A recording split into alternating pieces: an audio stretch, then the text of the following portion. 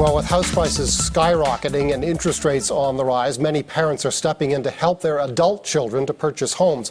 But what are the risks associated with giving money as a gift when children enter into a relationship? For more on what parents and their kids should be wary of, CTV's chief financial commentator Patty Levitt-Reid recently spoke to Diana Isaac. She's an associate lawyer at Shulman Law. I find that when we're talking about gifts that pertain to, for example, a parent that has given their child a down payment gift for a home, a lot of people don't contemplate what are the implications when we're dealing with a married couple versus being in a common law relationship. It's very prevalent, especially in the current real estate market. Well, because many can't get into the real estate market without help from their parents. So let's break it down into a 1-2. What about those who are married? How does someone protect themselves? Or how does a parent protect themselves in terms of their investment? Right. So the first question I always ask is absolutely, are we dealing with a married couple or are we dealing with a common law couple? When it comes to a married couple, and we're talking about the division of this gift, when it goes into what we call the matrimonial home, and let's say the parties do separate, well, that gift is subject to division just like the matrimonial home.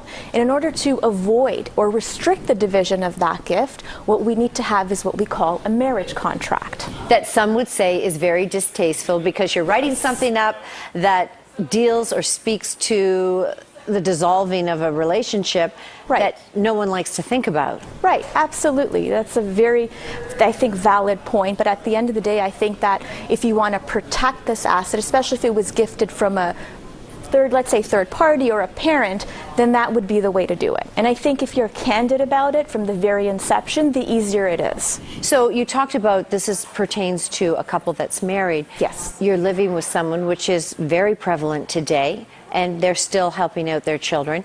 How do you protect that?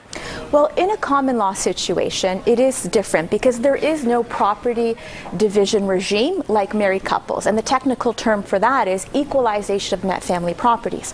So essentially, when you have a common law couple, you keep what's in your name. However, there are situations, for instance, if you have joint property, you're both on title and then you separate, and let's just say that the gift that was put into that property, well, that's subject to be divided in half as well. So in that case, you need what we call a cohabitation agreement that is equivalent to a marriage contract, but used for common law couples to protect the division of that gift.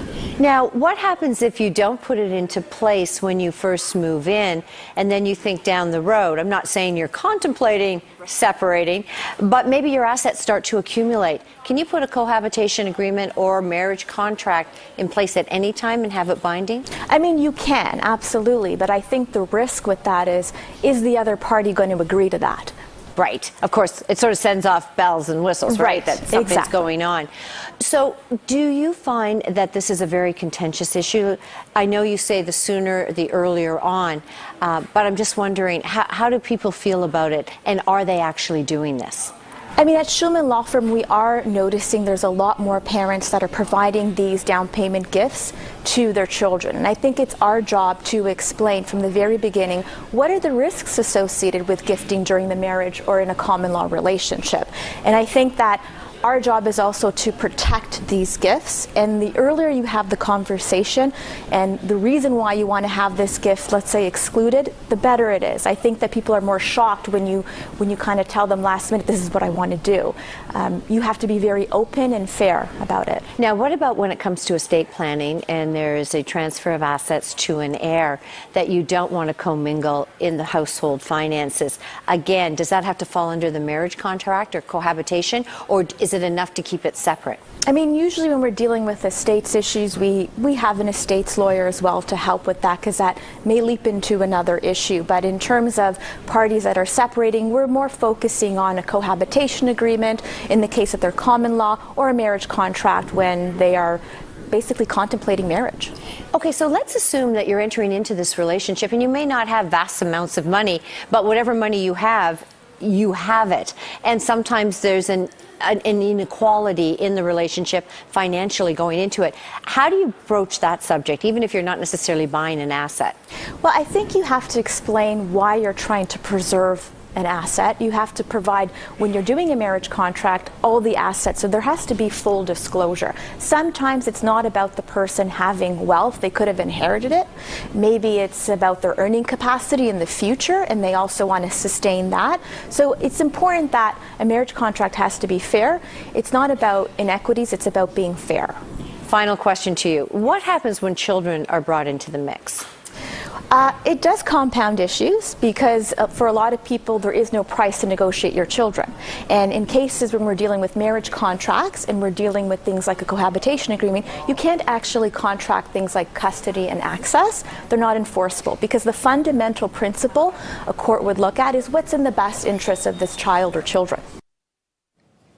And Patty Levitt-Reid joins us now for more on the topic. That was a great interview, and the message really is parents with assets really need to think about how those assets get distributed once their children are in relationships, common law or marriages. You're absolutely right about that. And, you know, really the focal point of the interview that Diana wanted to sort of touch on is entering into the relationship.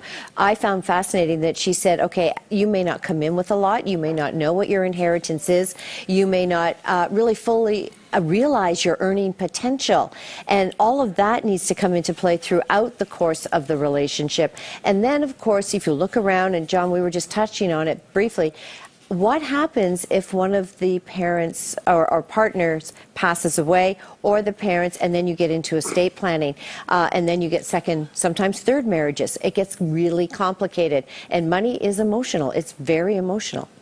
Yeah, no, and it's a substantial portion of what a lot of the current generation is looking for in terms of their own living standards and their own retirement, as well as sort of the wealth that's coming out of, you know, parents' sale of their homes and things like that. So these are becoming sort of heated battles. So, you know, who gets which portion of it, how you, and as we mentioned in the break as well, Patty, I mean, the idea that kids are more into the relationships of living together than traditional marriages. So the whole, you know, you can see why this is important. The game is changing. So. How common do you think marriage contracts or what used to be called prenuptial agreements are?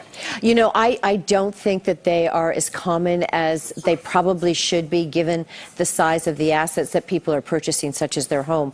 I see more and more people going into cohabitation agreements in terms of verbally discussing them, but then they don't necessarily stand up down the road if things don't work out. We can look statistically, we can see that more and more people are getting married much later in life. And in fact, there was even a report out today that suggests those over the age of 45 in Ontario, at least, they believe that they're going to fund their retirement via their home. What if that home's not there? The parents have contributed to it. I mean, it really needs to be broken down in a lot more detail. Thanks a great deal, Patty Levitt-Reid. And you can watch that interview, of course, on our website. That's bnn.ca. Up next, we'll have the day's top business headlines.